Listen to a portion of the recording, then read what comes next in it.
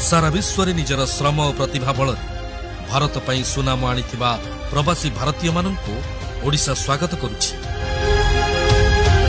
2025 रो प्रवासी भारतीय दिवस भारत और एहार वैश्विक समुदाय मध्यरे संबंध आहुरी दृढ़ करिबा पई एक सुंदर अवसर। एही वर्ष भुवनेश्वर रे 8 रु 10 जनवरी मध्यरे एक नुआ अध्याय हेबो शुभारंभ। जय जगन्नाथ। नमस्कार। आपण माने जानती ओडिशा रे प्रथम थर पाई प्रवासी भारतीय दिवस अनुष्ठित होबाकू जाउछि। जनवरी 8 रु 10 तारिख पर्यंत विश्वर कोण अनुकोण रे रहुतबा भारतीय माने ओडिशा आसुछंती।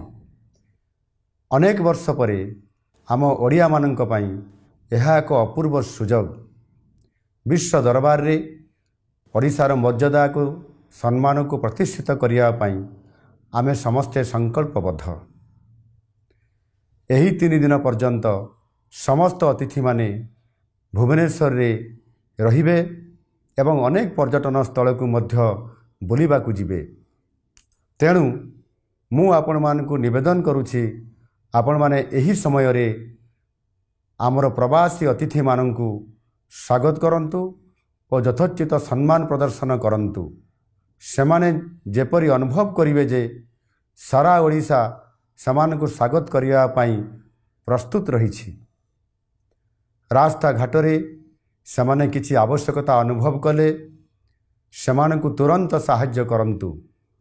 सेमान को एपरी सुंदर व्यवहार करंतु जेपरी सेमाने अनुभव करिवे जे सेमाने प्रकृतरे निज जन्म माटी रे निज देश रही अछंती।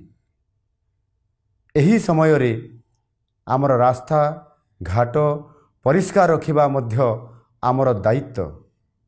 आमर संस्कृति हेउछि वसुधैव कुटुंबकम। सारा विश्व को आमे परिवार भली देखु।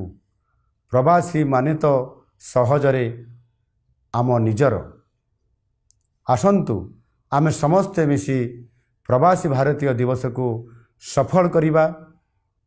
प्रवासी भाई भौणी माने जेपरी ओडिशा रे ही तांको जीवनर सबुठारु भल अनुभूति पाइबे से दिगरे प्रचेष्टा करिबा। वंदे उत्कल जननी भारत माता की जय।